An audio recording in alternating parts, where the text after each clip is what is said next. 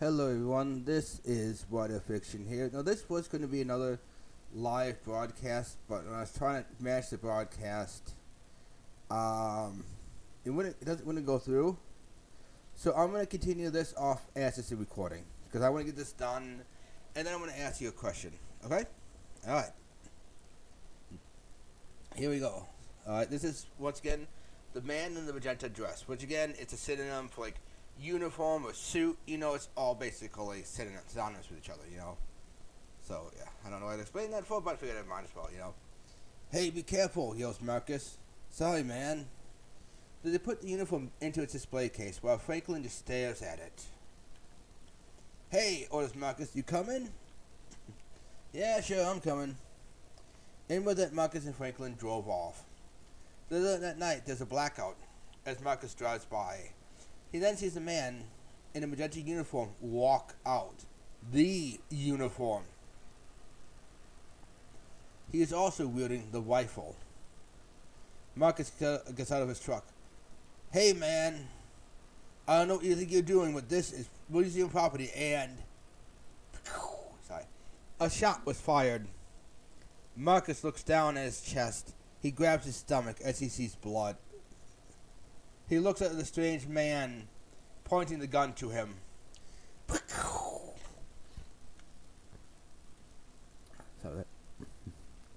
Gunda is at home when she hears a knock at the door. When she goes to answer it, I know it says fold, so it's she sees cops at the door. Are you the museum curator, Miss Finlay? One of them asks her. I am. Why? She asks of them. I'm Officer Rubes. He takes his hat off and ducks down. There was a robbery and a murder at the museum last night.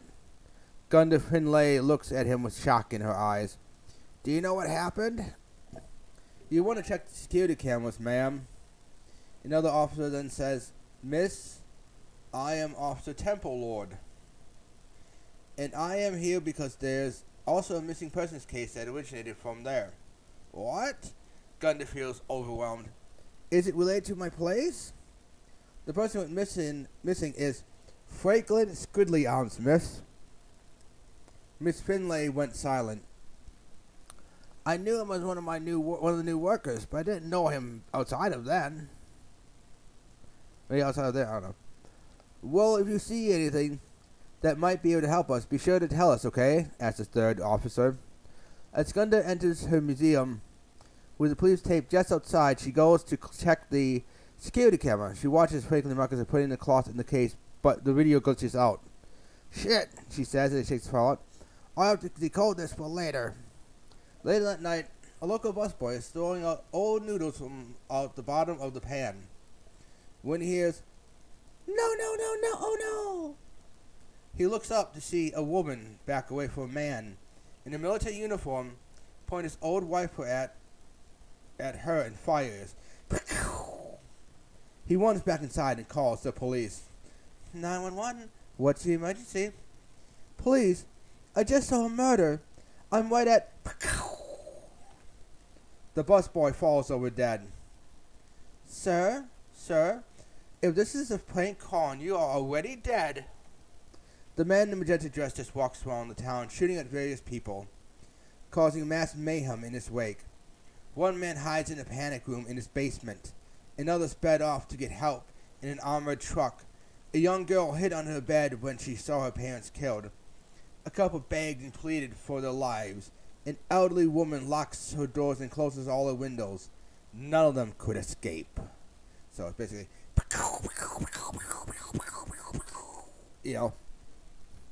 The man in the magenta dress soon enters the park.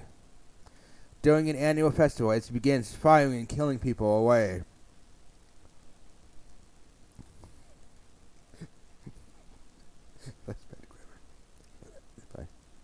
Gunda is at the museum and she's fixing up the file so she can watch the unedited film tape. She turns on the TV and flips through the channels till she gets to the news. She watches in horror as the man in the magenta dress is killing people left and right, while a news reporter is detailing the events of what unfolds. There's this... Okay, I didn't have a name for it, so I put this down. Forky Knifebag, coming to you to say, that what was supposed to be a fun annual event has turned to terror, as people are being shot and killed by a wannabe nutjob loser who has never gotten laid. She sees him as he gets shot, and the camera turns fuzzy due to static. She takes out the electricity, not her book of historical and legendary events. She turns the page to the man as she reads, "If the wicked man should ever be released, make sure that his portrait is still there." Shit! She runs to the portrait, taking the book with her. I forgot that one detail. She hopes beyond hope that the legend was just that, a legend. But something tells her deep down that this was true. As she gets to the painting, she goes, "Oh, no, no, no." There she sees the portrait of the man has been blown away. A huge hole can be seen in it. She walks up to the painting and sees words. Yeah, it's kind of, it's there, but it's not, it's like there, but not there. It's like a piece of, like that thing, words that she saw but didn't take time to read. Well, she knew the story, but then she reads it. This portrait is just a portrait. The real cursed figure is was the English translation with the red of the letters blown off. With the rest of the letters blown off, sorry. She quickly rushes to her car as she drives off, leaving the file to finish updating itself. She gets to a cabin in the middle of the woods as surrounded by candles on outside holders. She goes up and knocks on the door. A young man in extravagant garb opens the door. "Hello, Zastro." "I know why you're here." He turns away from the door. "Please, come on in." She follows him as they sit down. Zastro offers her coffee. "Thank you." People got the legend wrong. "What do you mean?" "They got lost in translation. The truth became lost to history." "So what's the truth?" "That the painting is just a painting. It shows his image, an image that shows who he is. But it's not where he was trapped." "Why? Wait, where was he trapped?" "Well, after an extensive trial, they managed to trap." He jumps in front of Gunda as a gunshot can be heard. He collapses in her arms. "Find out who's being possessed, and find out what his greatest possession is, and hold it and summon the angel who was killed. No camel. Then burn the source, which is the..." The man breaks down the door as he enters. He aims his shotgun at Miss Finlay. He fires. She clutches her necklace. A lightning bolt zaps down her attacker's bullet. It then strikes him back. She manages to escape. "I gotta get to that shit." Badass grandma,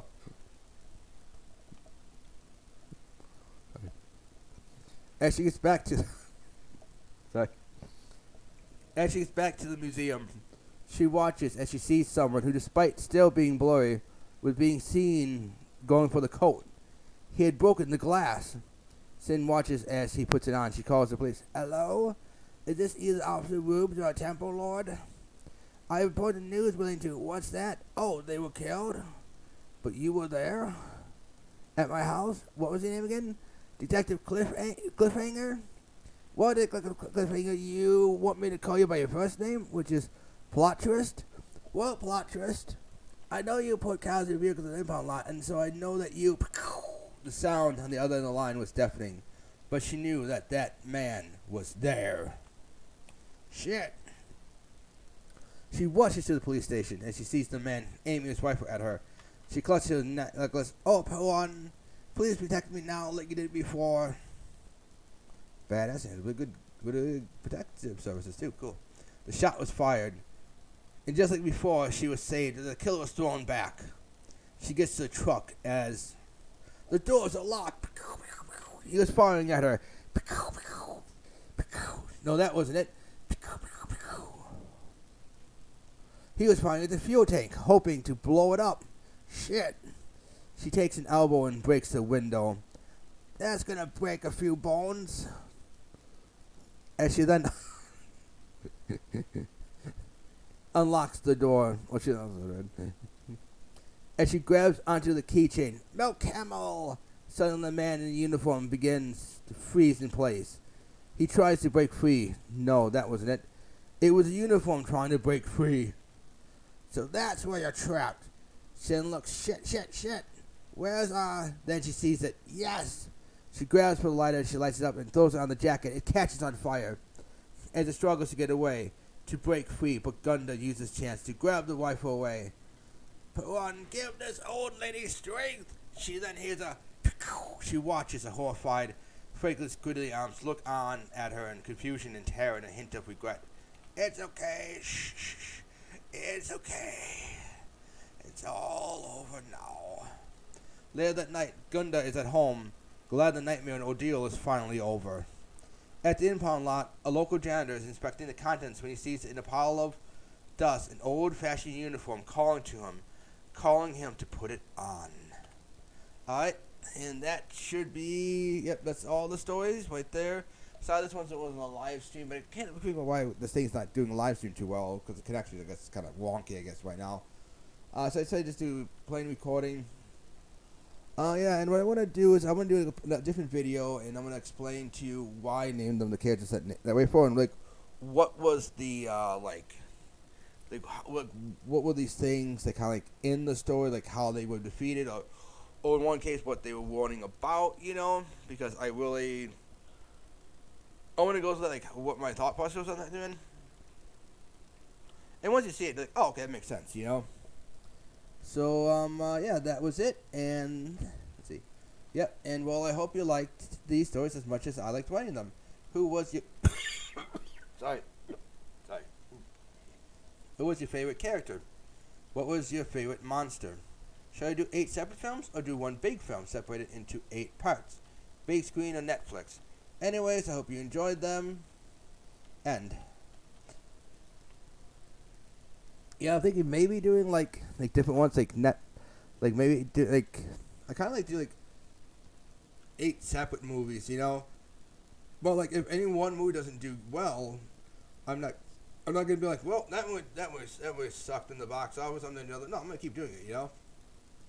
Because I want them all to be done, you know. Because who knows? Maybe in a year's time, it might be looked back as like, oh, that's a good movie, you know. Or maybe it'd be a good movie now. It should be a good movie, maybe a good movie now, and you know, might not in the future, you know. Or maybe it might be. Who knows? Alright. But I could also do one separate 8 parts, you know. That's it for these stories. Thank you for listening to this as we read those stories. Remember to like, comment, and subscribe. And I hope to see you again real soon. And goodbye.